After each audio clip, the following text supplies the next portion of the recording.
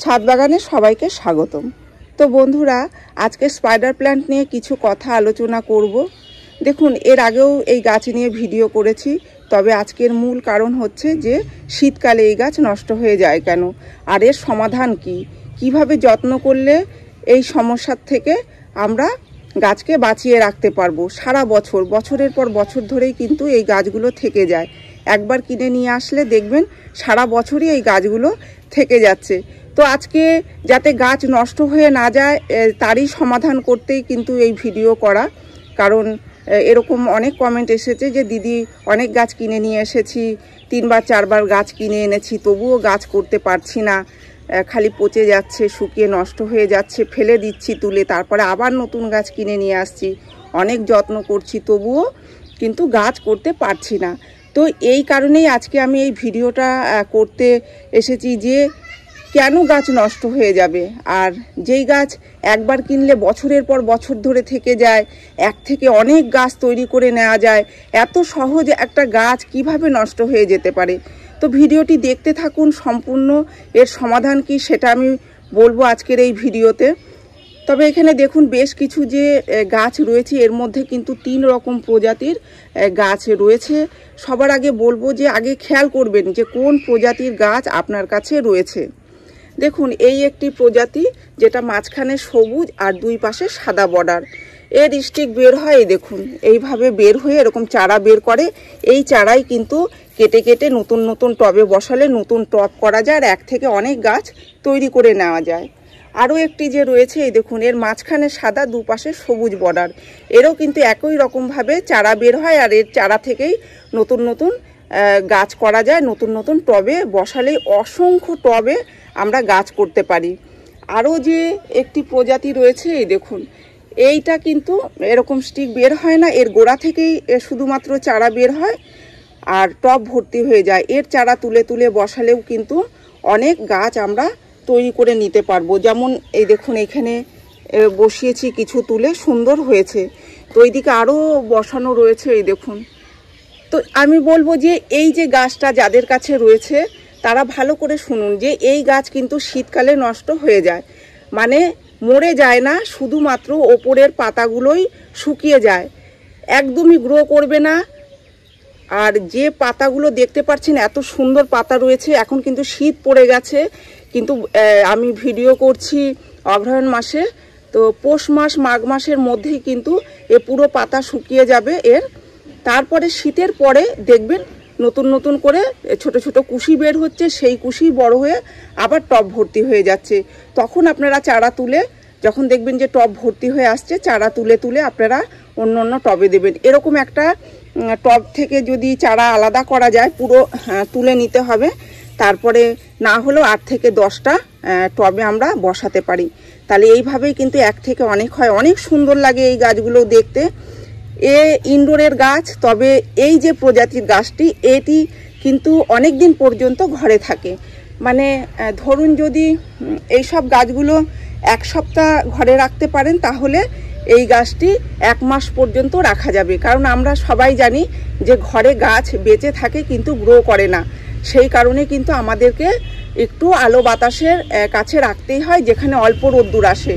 অল্প রোদ্দুর সকালে বিকেলের যে রোদ্দুর আসে, দুপুরের কড়া রোদ্দুর থেকে বাঁচিয়ে রেখে যদি এই গাছ করতে পারেন, তাহলে সমস্ত এই যে প্রজাতির যে গাছগুলো দেখালাম সব গাছগুলোই ভালো হবে। তবে এই যে গাছ রয়েছে, এই গাছগুলোর কিন্তু একটু রোদ্দুরের প্রয়োজন হয় বেশি। কারণ এই যে বললাম, যদি এই গাছ আমরা 1 সপ্তাহ ঘরে রাখতে পারি, তাহলে এই গাছ 1 মাস রাখতে পারবো। মানে এই রোদ্দুর ছাড়া দেখবেন এর পাতাগুলো কীরকম একটু নেতিয়ে যাবে, ঢলে পড়বে, তারপরে দেখেই বুঝতে পারবেন যে গাছটা অসুস্থ হয়ে পড়ছে। তো এই কারণে কিন্তু এর রোদ্দুর একটু প্রয়োজন আছে।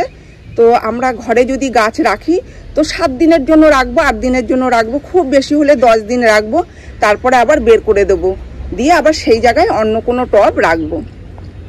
তো এইভাবে যদি আমরা একটু মেনটেন করতে পারি, দেখবেন সারা বছর, বছরের পর বছর ধরে গাছ আমাদের সাথে থেকে যাচ্ছে। তবে এটা যখন শুকিয়ে যাবে, খাবার দেবেন না, কারণ সেই অবস্থায় গাছ খাবার খেতে পারবে না। সেই অবস্থায় যদি আমরা খাবার দিয়ে দিই, আমরা অনেকেই মনে করি যে গাছ শুকিয়ে যাচ্ছে মনে হয় খাবারের অভাবে, তো খাবার দিয়ে দিলে গাছের যে গোড়াটা থাকবে সেখানে ফাঙ্গাস লাগবে, কারণ সেই অবস্থায় গাছ খাবার কোনো রকম ক্ষমতা থাকবে না। সেই কারণেই কিন্তু গাছে ফাঙ্গাস লেগে ওই গোড়াটাও পচে যেতে পারে। এই কারণেই কিন্তু গাছ পচে নষ্ট হয়ে যায়। তো আমরা বেশি যত্ন বলতে তো খুব বেশি জল আর খুব বেশি খাবার দিয়ে ফেলি, সেই কারণেই কিন্তু আমাদের গাছের ক্ষতি হয়ে যায়।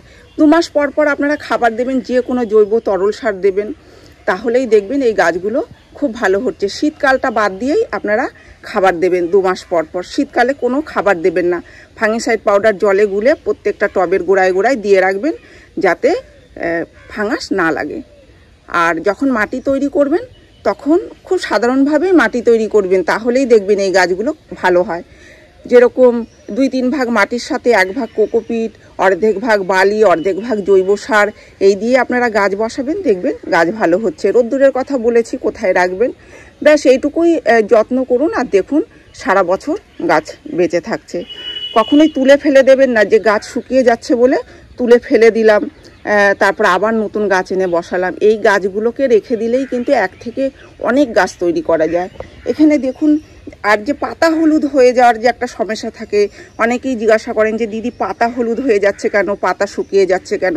দেখুন, যেগুলো পুরনো হয়ে যাবে সেগুলো শুকিয়েই যাবে। এখানে দেখুন, আমি এই যে সব পরিষ্কার করে রেখেছি, তবে এইভাবে কিন্তু এই শুকনো পাতা সব বেছে ফেলে দিতে হবে গাছ থেকে, তাহলেই দেখতেও ভালো লাগবে গাছগুলো। এই দেখুন, যেরকম এই একটি টব আমি নিয়ে দেখাই।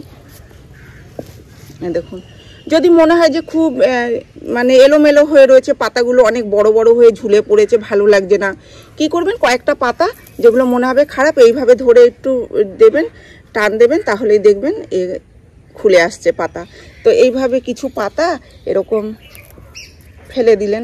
আর যেগুলো একদম ভালো রয়েছে ওপরের পাতা, অথচ দেখুন আগার পাতাগুলো শুকিয়ে গেছে, এই পাতাগুলোকে কি করবেন, এইভাবে এই যে একটু তেঁচড়া করে এরকম করে কেটে দেবেন, তাহলে আর বোঝাই যাবে না যে পাতা কাটা হয়েছে।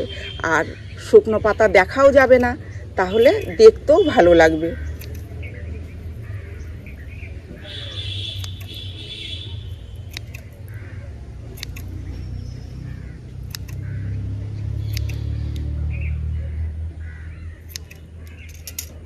দেখুন কত সুন্দর হয়ে গেল, মনেই হচ্ছে না যে এই টবের পাতাগুলো এরকম শুকিয়েছিল, একদম তরতাজা দেখতে লাগছে। তো এইভাবেই কিন্তু গাছকে সুন্দর করে পরিষ্কার পরিচ্ছন্ন করে কিন্তু আমাদের রাখতে হবে। জল তখনই দেবেন যখন দেখবেন মাটি শুকিয়ে আসছে। দেখুন, যেই গাছের পাতা একেবারেই শুকিয়ে যাবে, শুধুমাত্র গোড়াটা বেঁচে থাকবে, খুব সাবধানে জল দেবেন। যদি 2 দিন পর জল দিতে হয় 2 দিন পরে দেবেন, যদি 7 দিন 8 দিন 10 দিন পর পর জল দিতে হয়, কারণ এখন শীতকাল আসছে। তো এই শীতকালে কিন্তু একটু জল কম লাগে, তো সেই কারণেই বলবো যে মাটি আগে শুকিয়ে যাবে, তারপরেই জল দেবেন। জল দিয়ে গোড়াটাকে বাঁচিয়ে রাখতে হবে, তারপরে তো নতুন করে আবার কুশি বের হবে। এর মধ্যে অতিরিক্ত জল দিয়ে দিলে কিন্তু গোড়াটাও আর বেঁচে থাকবে না। জল আর খাবার দিয়ে দিলে হয়তো ফাঙ্গাস লেগে গোড়াটাও নষ্ট হয়ে যাবে। সেই কারণে জল দেবেন। যদি মনে হয় প্রত্যেক দিন জল দিতে হচ্ছে, তাহলে প্রত্যেক দিনই জল দেবেন। যদি মাটি শুকিয়ে যায়, মানে এক কথায় যাকে বলে মাটি শুকিয়ে আসলে তবেই জল দেবেন। তো এইভাবেই আপনারা জল দেবেন। বৈশাখ জ্যৈষ্ঠ মাসে তো প্রত্যেক দিন জল দিতে হয়, গরমকালে প্রত্যেক দিন জল দিতে হয়। তবে যারা বেশি করে কোকোপিট দিয়ে রেখেছেন তাদের হয়তো 1 দিন 2 দিন পর পরও জল দিতে হতে পারে। তো দেখুন টব, দেখুন এখানে যে আমি যে টবগুলো দিয়েছি খুবই ছোট ছোট টব। এই টব অনুযায়ী কিন্তু আমি যে 2-3 ভাগ মাটি, অর্ধেক ভাগ বালি, অর্ধেক ভাগ জৈব সার, অর্ধেক ভাগ কোকোপিট, এই যে বললাম কি 1 ভাগ কোকোপিট, এগুলো দেওয়াই যায়। তবে এর সমস্ত মিশালে খুব বেশি কিন্তু হয় না। দেখুন এই যে বসিয়েছি আমি, এটা একটা ছোট্ট আরও ছোট টবে বসিয়েছি, এই দেখুন এতে কতটুকু সার মাটি ধরেছে, তাই না? তো গাছ বুঝে আপনারা টব দেবেন। অনেক বেশি বড় টব দিয়ে দিলাম, অনেক 8 ইঞ্চি 10 ইঞ্চি 12 ইঞ্চি টবে গাছ বসিয়ে দিলাম, ফাঙ্গাস লাগতে পারে, কারণ ওই টবের মাটি শুকাতে অনেক দিন সময় লাগে। তো এইভাবে বুঝে আপনারা গাছ বসাবেন, যে কতটা বড় গাছ, কতটা ঝাঁক হয়ে রয়েছে, সেই অনুযায়ী আপনারা টব দেবেন, তাহলে দেখবেন গাছের কোনো রকম কোনো সমস্যা হচ্ছে না। তো এই ছিল আজকের ভিডিওটি আমি এখানেই শেষ করছি। যদি ভিডিও ভালো লেগে থাকে তাহলে একটি লাইক করবেন, কমেন্ট করে জানাবেন, আর চ্যানেলটিকে সাবস্ক্রাইব করবেন। আপনারা গাছ লাগান, ভালো থাকুন, সুস্থ থাকুন, দেখা হবে পরের ভিডিওতে।